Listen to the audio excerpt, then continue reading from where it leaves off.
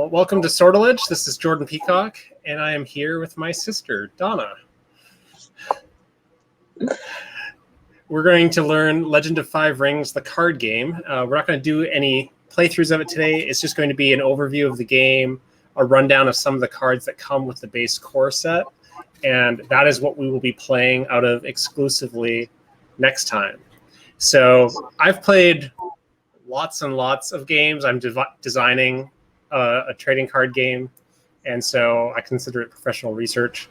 But Donna, your experiences have been a little bit more muted. Do you want to say what you've done and what other games you do enjoy? Well, I play most of the basic games that everybody plays, party games. I know how to play checkers, I can play chess. And I play the more intensive games that I get introduced to by this guy and by my other brother, Tyler. I'm willing to play almost anything through once, but I tend to have issues with card games like this just because they tend to make you purchase an awful lot of stuff, and you have to understand a lot of stuff. I'm like, yeah, I don't care that much. Well, so we're going to work through the understanding incrementally, and we're also going to do this in a way that avoids you having to purchase anything. Thank you. And we'll bear that brunt on my side. So yeah, a little bit of background. So back in the 90s, there was a collectible card game called Legend of the Five Rings by AEG that was hugely, hugely popular. It never hit, quite Magic the Gathering levels, but it had a very dedicated base.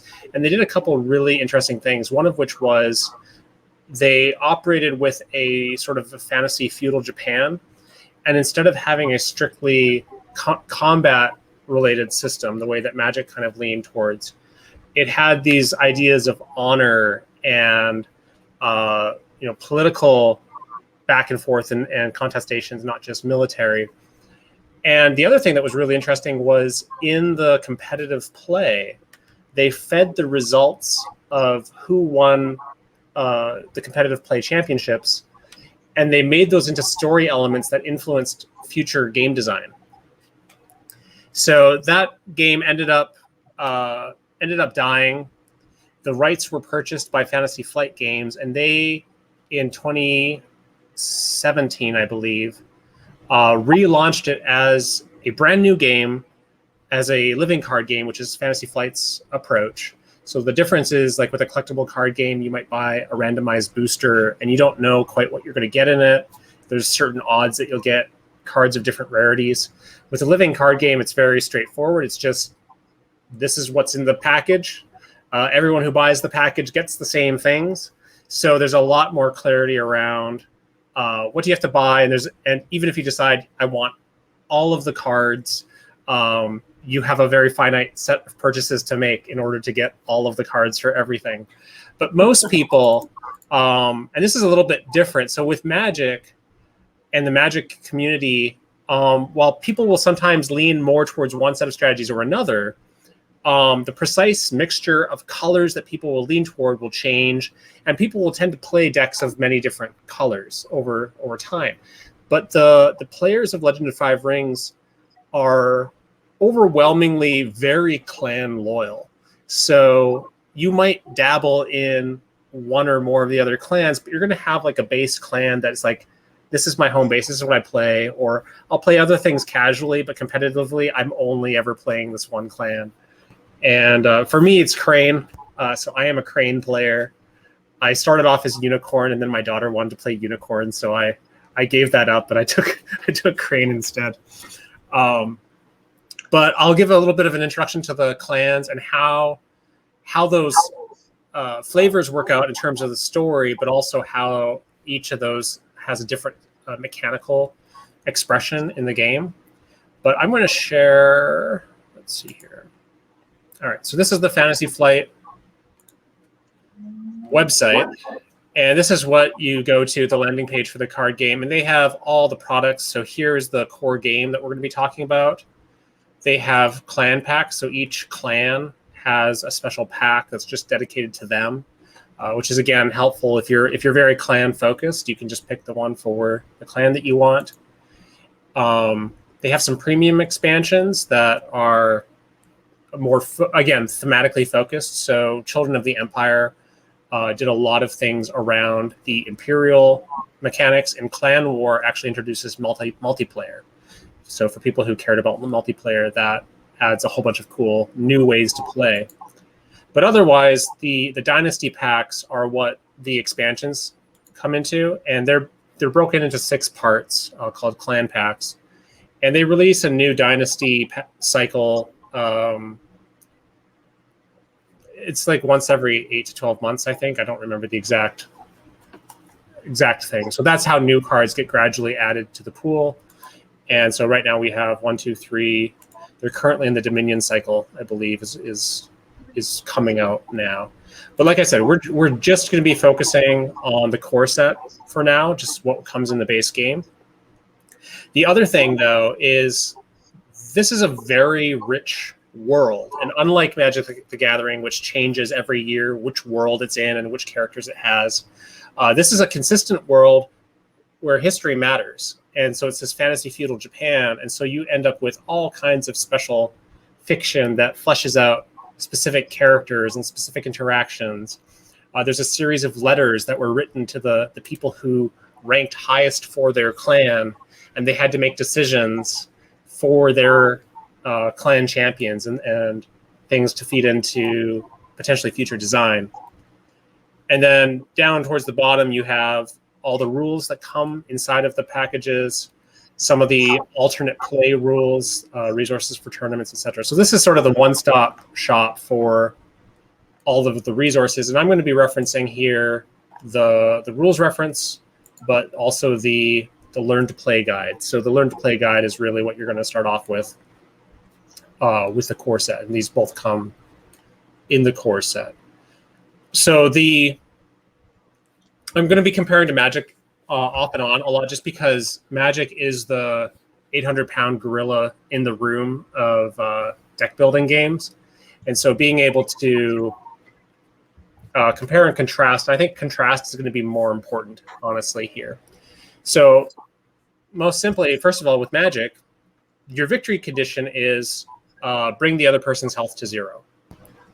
Alternately, and I don't know what the current state of rules are, but at least for a while, there was an alternate win condition, which was bring your opponent to the point of trying to draw a card, and they don't have a card to draw.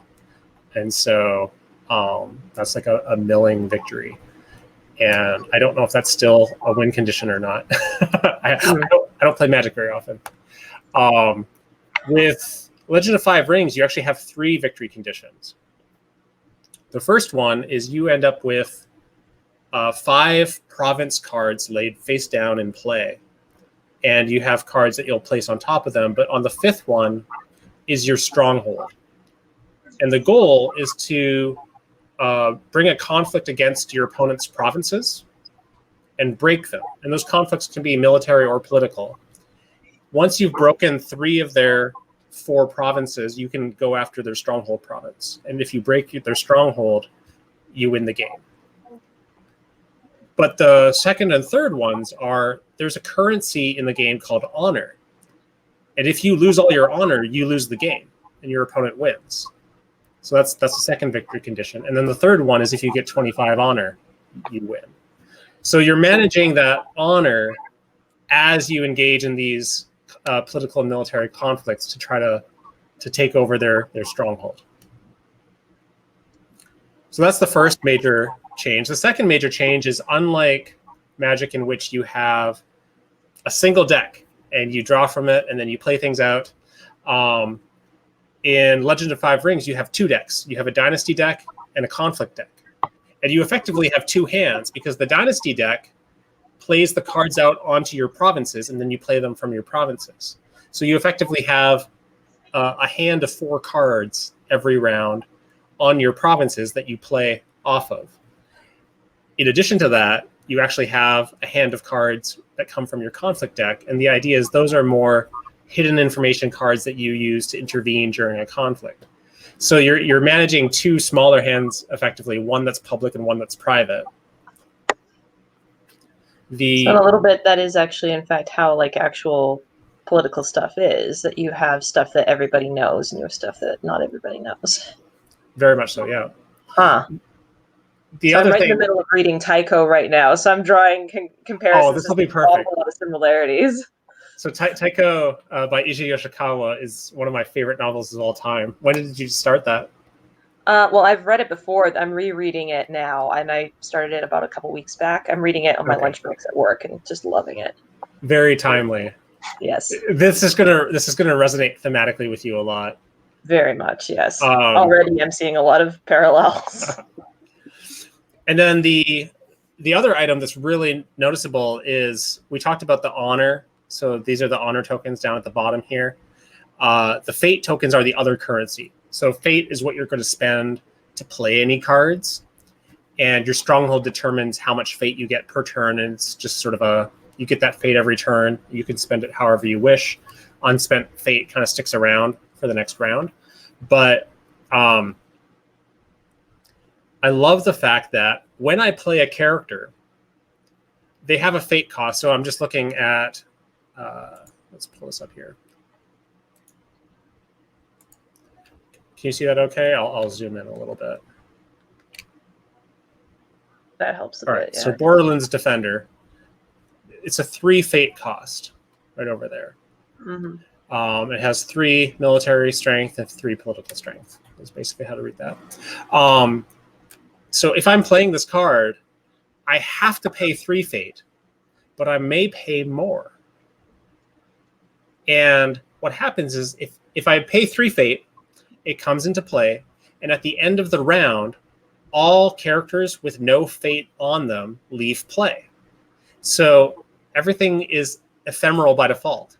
Whereas in Magic, pretty much everything is permanent by default, and it sticks around until it's removed. So it creates this really fantastic dilemma, because first of all, you look at it and you say, well, how many turns do I want this to stick around for?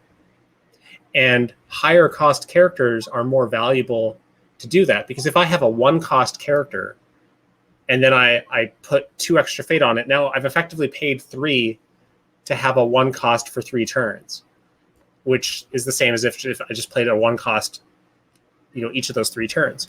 Whereas if I have a 5 cost character that I put 2 additional fate on, now I'm paying 7 for 5 over 3 turns. So I'm basically getting a discount of 8 because instead of paying a 5 cost character 3 times, I'm paying it once and then 2 extra fate. But that also puts a huge target on that character for my opponent to say, I need to deal with that guy now, so that you don't reap the benefit of it. So it creates this awesome dynamic of, that there's this impermanence. And that's very thematic as well. I mean, the cherry blossom theme and just this idea that, everything goes away. But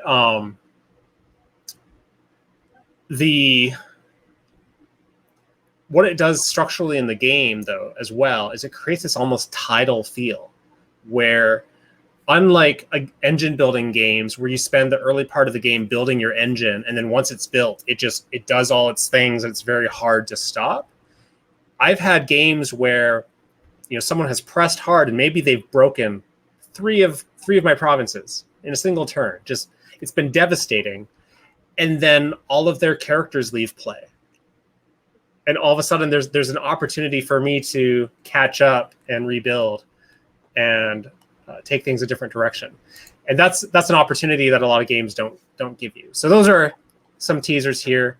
The components here, you'll see the stronghold cards, the province cards, the dynasty cards, the conflict cards, honored and dishonored. So your characters can get honored or dishonored, and I'll talk about that.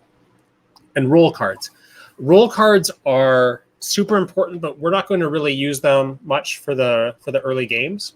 What we're going to use them for is primarily going to be just, we'll use some default ones with the decks. But what those are super valuable for is for the overall community play. Because again, who wins the tournaments gets to determine what roles are permitted for their clan. So there are 17 roles available at this point. But the main ones are Seeker of and Keeper of each of the 5 elements. And what those do is those impose deck building constraints on you. So there are cards that say Seeker only.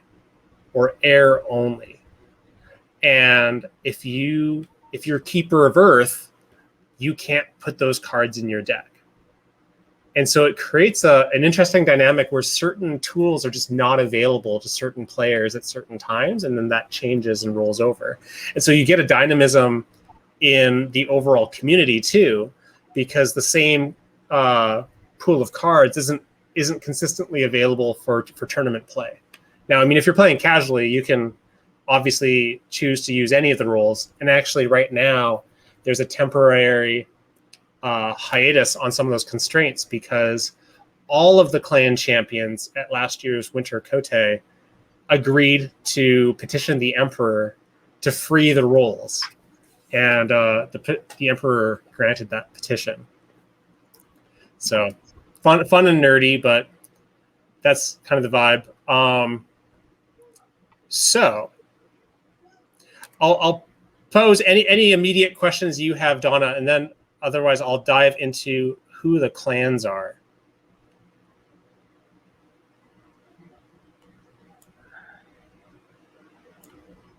I mean, truthfully, it's one of those things where I actually went and found the Learn to Play, and I'm sort of following along with you because I can't read how small it is on your screen. Yeah, I think just keep going through it, and I'll catch up and ask as I need. No worries. Thank you. Trying to find where they introduced the clans.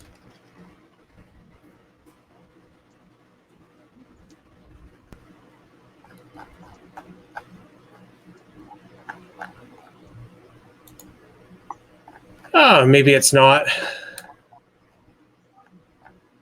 Maybe it's not in this document. Okay, well, I can do it off the top of my head. That's fine. So if I scroll up, there we go. Game setup. So also for deck building, you pick one clan and at most one optional supporting clan. So the 7 clans are Crab, Crane, Dragon, Lion, Phoenix, Scorpion, and Unicorn. So you could have like a Scorpion deck that splashes a little bit of Phoenix. You could have a Dragon clan that splashes a little bit of Lion, or vice versa. But you could never have more than 2 clans in a single deck. And how many of the supporting clan you can do is defined by your stronghold. So your stronghold card is actually going to say, here's how much deck building influence you can use. It's these little bamboo icons, and different cards will have different number of bamboo icons. So some cards might cost 3 influence to include, some might only cost 1. And so that way it helps keep the power level pretty sane. Mm-hmm. So then you pick your clan, you pick if you're going to do a supporting clan or not. There's going to be some default clans that we'll use some pre-built decks on initially before we get into deck building or anything. But thematically, Crab in Rokugan is the name of the land that's kind of this, not quite Japan. I mean, they borrow from China and from Korea and a few other places as well, but it's predominantly very Japan influenced. So Rokugan is this peninsula, and in the southernmost end of it is a huge wall that's clearly a reference to the Great Wall of China. But on the other end of it are the Shadowlands, and there's monstrous beasts and things like that on the other side of the wall. And the Crab are the clan they guard the wall. And there's a very strong sense of like noble sacrifice, but also just gritty pragmatism. So a lot of Crab have very low glory, which is a stat that gets modified by whether you're honored or dishonored. Mm-hmm. And basically it's like, that's not our problem. They are very sacrifice oriented. So they're quite willing to let one of their own fall if it serves a greater purpose. And the cards mechanically reflect that. And they tend to be very defense oriented. Lots of holdings, lots of ways to keep their provinces from being broken, and lots of ways to make it very, very hard for an attacker to succeed. Crane is a court-oriented. They are one of the two clans that are really at the heart of the empire. They're much more on the diplomacy and politics side, although they have a very strong dueling side as well. So they're very much like single combat duels, politics, diplomacy, honor. Honor matters a lot, and they try very much to stay more honorable than their opponents, and a lot of things kick in when they are honorable. I'm going to skip around a little bit in this order, just compare and contrast. So two major contrasts with Crane. One of them is Lion. Lion also cares a lot about honor, but they care about honor in a very military sense, and military in the sense of like not one-on-one duels, but large mass battles. So they're going to bring lots of people out. They're going to have commanders, military strategy. They're going to benefit when they're honored.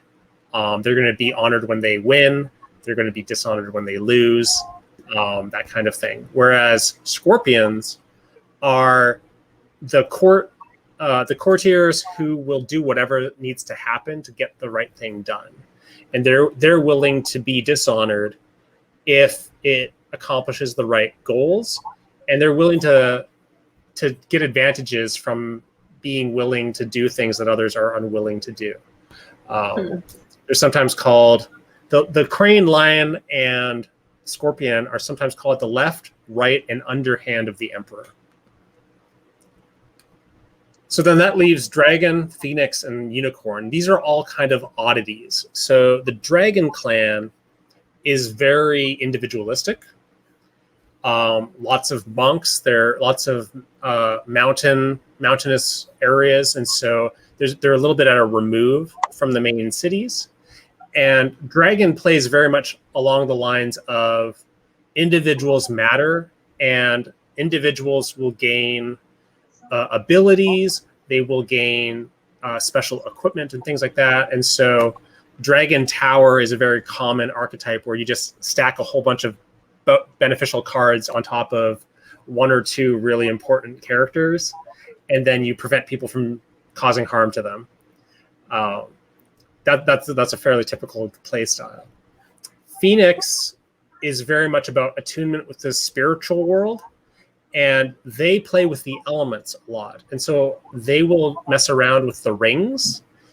Which ring is in play? They might swap it out for a different one. They might let you win, but then they will take the elemental benefit of the win from you. They might change the benefit of, you might think you're getting some fate from a ring and they'll take it from a different one. So it's a lot of kind of hijinks with that stuff for the Phoenix. And then the last one, and the one that I was initially most attracted to, is the Unicorn. And the plot line with the Unicorn is that they were a clan who left at the behest of the Emperor to go out exploring in the greater world, and they were gone for generations. They ended up coming back. They came back riding unicorns. They came back with new customs, new magic, and they basically broke through the wall that the crab were guarding and invaded Rokugan, and were eventually, once the dust settled, welcomed back in, given new land, and there's a sort of a cautious detente there, but the strange customs that they've brought back with them do jar with the other clans. So given that very high level overview, what are your impressions, and which are ones that you're immediately like, oh, I would love to go that direction, maybe leaning away from Crab 100%. I would dabble with Phoenix. My friend Hussein would like that. He's a crab diehard. But crab, yeah. So in one of the more recent cycles, the Caillou Wall is the name of the giant wall, and they created a whole bunch of special. They created a whole bunch of special holdings that were Caillou Wall holdings, and so if you had like more than one of these on your provinces, they all strengthened each other. Yeah. Yeah. So we may have to explore that once we get past the core game.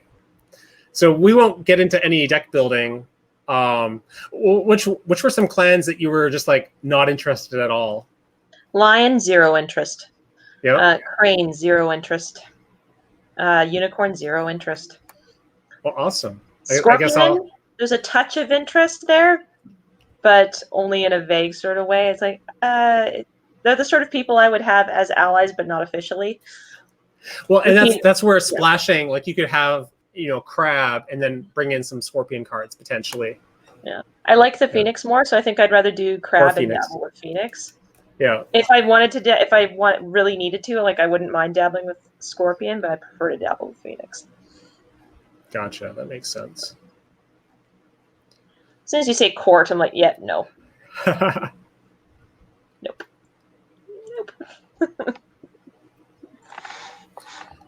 So I'm going to just I'll talk through what gameplay structurally looks like, okay.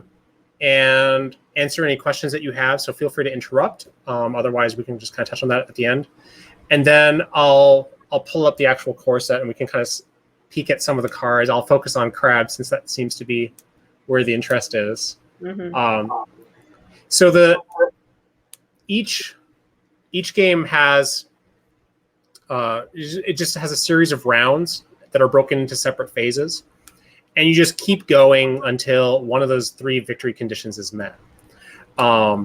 So at the beginning, your dynasty phase is where those cards that you've laid out on your provinces are going to get revealed. Mm-hmm. And one person at a time, you're going to have an opportunity to pay the fate cost for one card and put it into play, overpay if you want, and then pass to the other person. Whoever passes first gets a fate from the common pool.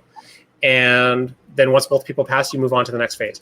That pattern of take an action, passing back and forth happens throughout the whole game. And generally speaking, both players need to pass before you move to the next phase. Then there's a draw phase. So there's a little honor dial with numbers 1 through 5. And this becomes a little bluffing mini game. So each of us would pick a number between 1 and 5 and then reveal it simultaneously. And here's the beautiful thing of it. Whatever number you pick is the number of conflict cards you draw. There's no hand size limit. So you could pick 5 every time if you wanted. But remember that honor? Whoever has the higher number pays the difference to the lower number. So if you pick 5 and I pick 1, you are paying me 4 honor. So not a wise thing to do repeatedly. That's a very quick way to lose. Although I have made decks where I've gambled very heavily on that to mixed success. But I love the fact that you're basically trying to read the person. And you're like, okay, how desperate are they for cards? What do I think can I get from them? And how desperate am I for cards? It's a bit like playing a game of what are the odds, but within a very small window. Yeah. So then, and that's a very short phase. It's basically make your honor bid, draw the cards. There's an opportunity to play cards from your hand if you want, but otherwise, the main centerpiece is the conflict phase. So the conflict phase, the first player alternates back and forth each round. So in a given round, there will be one first player who always starts initial action. Mm-hmm. And each player gets 2 conflicts, but only one of each type. So you get 1 military conflict and 1 political conflict. And then so does the other player. And so you have at most 4 conflicts that are going to happen if there aren't any like weird cards that say otherwise. And one of those will be military, one of those will be political. So a lot of the strategy in deciding which cards to play, which characters to play, is going to come into the fact of how many conflicts do I think are going to happen, and how much do I want to commit to each? Because if I'm using somebody for one conflict, I probably am not going to be able to use them for a different one. Each conflict is kind of its own then mini game of sorts, and this is the part that just takes a little bit of getting used to, because you are defining which characters am I committing to this conflict. Is it military or political? Because I'm only going to use, every character has a military stat and a political stat. So you only get to use the one that's associated with the type of conflict that you're going into, right? And there isn't like an offense and defensive stat. It's just the same stat for the type. So you say, okay, I'm going to use these characters. It's going to be political. You have to pick the target. So which province am I going to go at? And you have to pick which ring you're going to go with, and it has to be available. So at the beginning of the conflict phase, all 5 rings are available, but then each conflict, one of those rings gets claimed, and so you can only pick a ring that's available for a further conflict, and each of those rings has a special ability associated with it. So there's strategy involved. I'll give one example. You know how I said that you could overpay for a character and put additional fate on it? Mm-hmm. So the Void Ring lets you, if you are attacking with the Void Ring and you win the conflict, you get to remove a fate from any character. Mm. So you can really mess with that big character that they just spent a ton on, and you can say, yeah, that's going to go away at the end of the round. So you decide those 4 things, and then the opponent decides, okay, who am I going to defend with? They get to play the first action, and then just goes back and forth action to each until both players pass, at which point, if there's a tie, the attacker wins. And you're trying to basically see not just who wins, but the attacker is trying to win by at least the strength of the province. So if we say all the attackers have 10 strength and all the defenders have 8 strength, then the attackers are winning. But if the province is 4 strength, the attackers would need 4 more than the defenders in order to break it. So this would be an example of like winning but not breaking. You win the conflict, you will get the ring, you don't break the province. You're gonna have to try again. And this is Crab's specialty, is yes, you won, but you did not break. Like, isn't winning, is it really worth it? Exactly. So then at the end of the conflict phase, you see who has the most rings and who has the most unbowed characters that are still around, and what their glory is. And whoever has the most of that gets the imperial favor for the subsequent round. And that basically gives you a +1 military or +1 political for everything, which is very handy to have. And then the cards that I tend to play tend to care about who has the imperial favor at a given time. Mm-hmm. So that's very, very useful for me. That's a little spoiler. And then finally, it's the fate phase. So anything that doesn't have fate goes away. Anything that does have fate on it, you remove a fate from it, and then you just take care of your cleanup steps, and then rinse and repeat. So it's basically that structure of the gameplay. What makes this very different from a lot of the other games in this arena is just the pacing is so much slower and more. There's a lot more care at each stage. So deciding what am I going to bid on the honor dial for how many cards to draw, and then taking the time with the conflicts back and forth. This is much more of a let's sit down and consider this, rather than a game like Magic where I feel like it's been accelerating in recent years. That's one of the reasons that I have gotten out of it, where by turn 4, you basically know who's won or not. Whereas with this one, I mean, better players will win more, but you can have situations where the tide will turn because things go away and opportunities open up that weren't previously present. Yeah. Almost like literally the section I just read in Tycho. What was it? Like, we're going to charge to a glorious death. And then they get halfway there and they say, oh, by the way, they're spread out further and the leader's right there. Well, no more glorious death. Let's go get the guy's head. Exactly. So I'm going to give you a tour of some of the cards. These are the crab cards. You'll see the little crab icon on them. And this is the card structure here. This is going to be a dynasty card. So this is the card that's going to show up on one of your provinces, and then you can play it from your province. Mm-hmm. And so the the basics of the card, you'll see the fate cost in the upper left. That's how much you're going to pay. It's a 3 strength military, 3 strength political, so just good all-around stats. Mm-hmm. It has 1 glory. So again, I said that Crab has pretty low glory overall. Right, because they care less about that. So when this character is honored, you add the glory to both stats. And when it's dishonored, you subtract it. Which is a really cool, I like that mechanic a lot because it can make characters more and less swingy.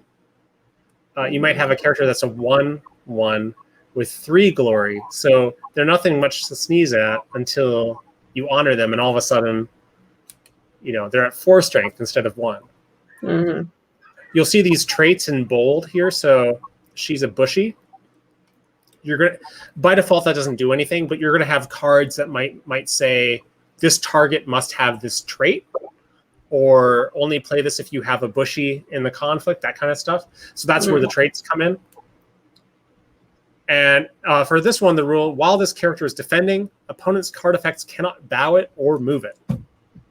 So you're just like, this is a great example of Crab. It's like, I don't care what you have in your hand. I'm not going anywhere, and you can't make me not defend.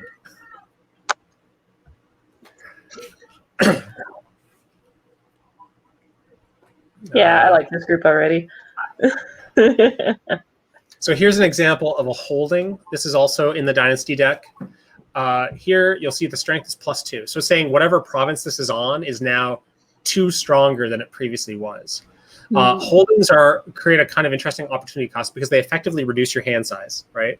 Like if you think about the cards that are on your provinces as a second hand, if you have a holding on a province, that's great. It protects that province, but it means you can only play the other 3 cards, and you're only refreshing the other 3 cards. So there's a little bit of a give and take on that. But the action here as well, and actions by default can only be played once per card per round. So you would do this 1 time during the round, and you'd have to wait till the next round to do it again. But here it says, choose a card in one of your provinces, switch this holding with that card. So this is useful because let's say you broke a province and then revealed this card on top of that province in the subsequent round. Broken provinces actually lose the cards every round, so this would go away, but you could switch it to an unbroken province and make use of that +2 there instead. Okay. So you can be kind of strategic with that. Let's see. I'm not going to do all of them. I'll pick some things. So here's a province card. So this holding would give you +2 to the province, which is a base value of 4 in this case, defend the wall. It's an earth province, so by default, unless your role says otherwise, you're going to have 1 province of each of the 5 elemental types. So this is an earth province, strength of 4. The reaction is after you win a conflict at this province, resolve the ring effect as if you were the attacking player. So normally only the attacker gets the ring effect. Here you're saying, I get the ring effect if I'm defending successfully. Which again feeds into that defense matters. Like you're sensing a theme here. Oh, yeah. No, I can work with this. Now here's an interesting one. 0 cost, 0 military, 0 political, 0 glory. Why? Remember how I said sacrifice matters a lot? Having something that's really cheap to sacrifice is super helpful. Okay. Got a little bit of a goblin mechanism here in this case. A little bit, yeah. So yeah, speaking of, so Funeral Pyre, here's another holding. This one does not give you any additional strength, but it gives you an ability. Sacrifice a friendly character, draw a card. This is from your conflict deck. Okay. Interesting. Let's see here. So this gets a little bit into the iconography a bit. So you'll see that these 2 symbols, the horns and the fan, stand for the military and the political. So you'll see those on the cards pretty consistently. But here's a 1/1 for 1 with 1 glory. While this character is participating in a conflict, choose another participating character. Until the end of the conflict, that character gets +2 military and +2 political for each holding you control. Oh, so it itself is not strong, but it strengthens others. It strengthens others based on the number of holdings, which is very much something that you, as a crane, would do. Now, each clan also has a clan champion, and Hida Kasada is crabs. So here's a 5 cost, 7 military strength, 2 political, 0 glory. So honoring or dishonoring isn't going to change his stats at all. Now, this has a symbol right up here, which indicates that this is a unique character. So you can have more than one copy of it in your Dynasty deck, but you can't have more than one copy in play. No. So what would happen is if he's in play already and you draw a new one, like you reveal a new one on one of your provinces, you can discard that to add a fate to the one that's already in play. Ooh, nice. And then you just, replenish. This is a bushy, and it has the champion trait. While you have not lost a conflict this phase, cancel the effects of the first action ability your opponent triggers from a card during each conflict. So your opponent has to throw away a card before they could use anything else. Every conflict until you lose a conflict. And what's great, he doesn't need to be participating in the conflict for that to hold true. So that's a fairly good. Let me just skim through a little bit here. Dynasty deck, Dynasty deck, Dynasty deck. Let's go to the conflict. Here we go. So here's some of the conflict cards. So Levy is an event. So events, you pay the cost, you play the card, it goes away. Cost in this case is 0. The influence cost is 3. So you'll see the little 3 bamboo sticks down there. So if I'm a non-crab player wanting to include this in my deck, I'm going to have to spend 3 deck building influence to add this card. If I want to add multiple copies, I would have to add, 2 copies would cost 6, 3 copies would cost 9. Three copies of a card is the max that you can have. Okay. So here, the action is choose an opponent. That player must select one, give you a fate or an honor. So, nice and simple.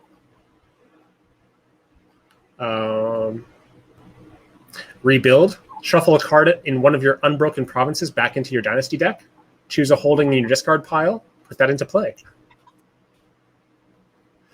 So you can get that holding back on the province. So events are the one type you'll see. Attachments are a second type. So here, Reprieve is a crab attachment. And this one costs 1 fate. It doesn't actually boost the stats at all, but it has an interrupt. And so the interrupts are just a simple, if this condition, then that, right? Yeah. So when attached character would leave play, discard this attachment instead. So we could take a character, throw a Reprieve on it. When that character would leave play, we get rid of Reprieve instead, and they stick around. So it's kind of like attaching a fate, but it's not touched by a fate issue. Exactly. Okay. Now, this is the stronghold that comes in the core set for Crab. Each clan only has 1 stronghold in the core set, and they later get a second one with the clan packs. So the stronghold is going to add, there's going to be a province that it's on. So the stronghold adds 3 to whatever that province strength is. So it's going to be harder to break. The honor here is going to be how much honor you start the game with, which is 10. The 7 is how much fate you get at the beginning of each round. And then the 10 over here is the deck building influence that you have to add cards from a non-crab clan. So if I wanted to put in Phoenix cards or Scorpion cards, I could do that. You could do Phoenix or Scorpion, not Right. both, and you could do up to 10 influence worth of cards. Okay. Yeah. So if we use Levy as an example, you could do 3 copies of Levy and a 1 cost card, and then you would have had spent all 10. Okay. And here, it's a castle. The stronghold has an action, so it says during a conflict, bow this stronghold. Each defending character you control gets +1 military and +1 political until the end of the conflict. And you can just do that. So your stronghold is revealed at the start of the game. So right away, someone attacks you first turn, you can bow this, and all your defenders get +1/+1. So the conflict deck, we have events, we have attachments, we have the stronghold that we highlighted. The conflict deck also has, this is a Dynasty one. You can also have some character cards in the conflict deck. And the cool thing with that is you can play them into an existing conflict from your hand. Whereas the cards that are on your provinces can only be put into play in the Dynasty phase. So you know what's available and what's in play. But every once in a while, people can surprise you with a character from their hand, and that's what these are. So here we have a Bushy, a 2 military, 1 political for 2, 1 glory. And again, as an action, during a conflict, sacrifice a friendly character. This character gets +3 military until the end of the conflict.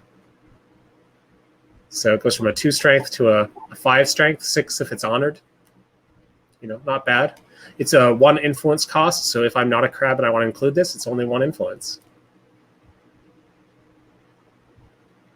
But yeah, that's a pretty good overview of the card types. Just for contrast, I will show you.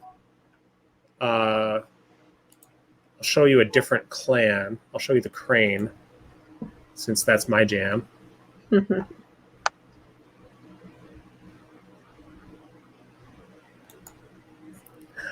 Once this page loads.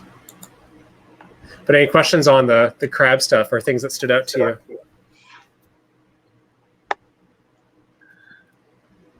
I like this. I do like this. Of course, my browser froze. I can't even click the buttons.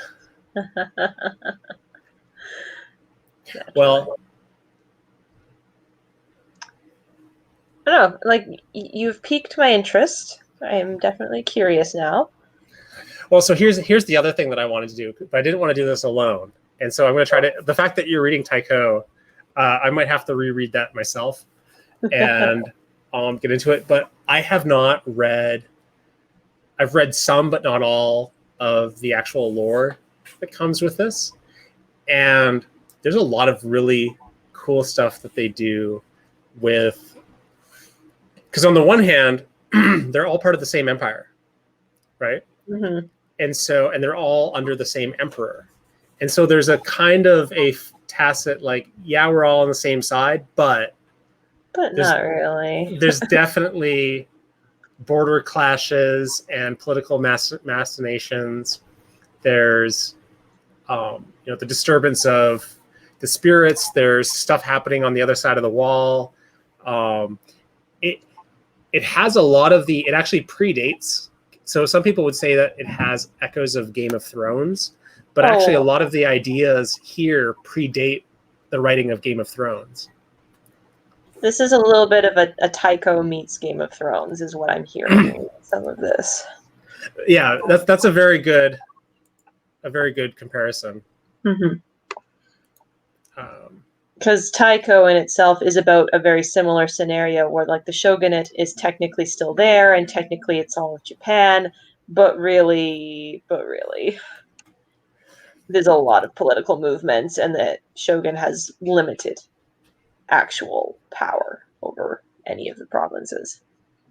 Yeah, so the period of Tycho is definitely a much weaker central government than Rokugan. Yeah. Although that changes partway through as things go. So without getting too spoilery. The other thing that's interesting is seeing how history and fantasy and different histories, so different eras of Japanese and Chinese and Mongolian history gets blended. So it's not like a straight retelling. It's a amended retelling of sorts. Well, I seem to be on this borderline Japanese interesting stuff right now because it literally began with my husband playing Ghost of Tsushima and learning a bit about the Mongol invasion of Japan, which then made me buy another game that's Japanese influence, which I haven't played yet, and rereading Tycho and now playing this. So I have a fantastic book called The Golden Peaches of Samarkand, which is I want to say that it was basically it's just a survey of the gifts that were brought as tribute to the emperor of the Tang dynasty. Mm-hmm. It's basically what was the gift, who brought it, and what's the provenance of the gift. Where did it come from? What's it about, etc. And the fantastic thing with it is it's clear that some people either didn't know what it was that they were bringing because they got it from somebody who got it from somebody who whatever, or they very deliberately didn't want to, they wanted to conceal, either make it much more impressive than it was by, fabricating this origin story for it. This is the wool of underwater sheep, I think was one of them. Or it was a way of disguising where they got it from, because it's like, we want to be your sole contact for this. And so if we lie about where we got it, then if you try to go find it, you're not going to find it. We're still going to have, some control on supply. So there's a lot of like just really hilarious politics. It's a super nerdy academic work, but it was way up my alley. The other one, though, you said Ghost of Tsushima?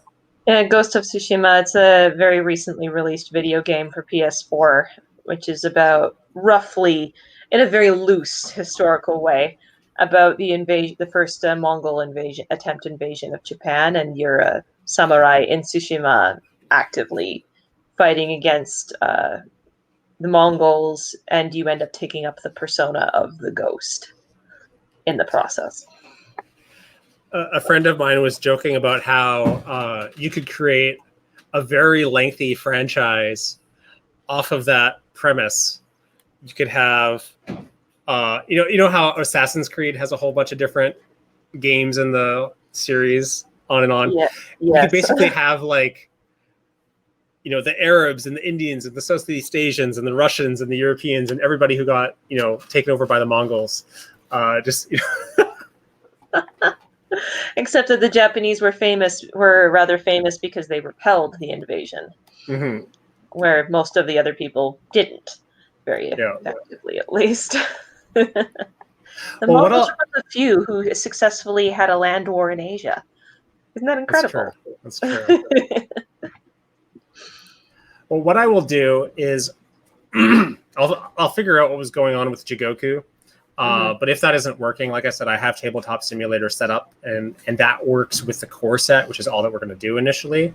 Okay. And I have I'll send over some perspective deck lists, but I'll just start you with the basic core set crab, and we can walk through, and that'll give you a fairly clear sense as to how things work and get a feel for it. And then gradually see how we're liking it. I'll probably rotate some of the clans so that you can get a taste of how the other clans play, whether or not you want to try them. So if you want to just stick with Crab and get familiar with that, that's fine. If you want to do a little bit of a sampling initially before you settle in, that's totally fine as well. Like I said, I might sample a little bit when it comes to Scorpion and Phoenix, because I'm curious, but I like Crab solidly. Not a huge fan of those other three, so I'm like, maybe these three I'll fiddle with a little bit. That sounds good. Well, thank you so much for taking the time. Well, thank you. My computer is still locked up, so I'm just going to nuke it and see what happens to the stream, I guess. So it goes. All right. All right. Have a good one. You too. Bye.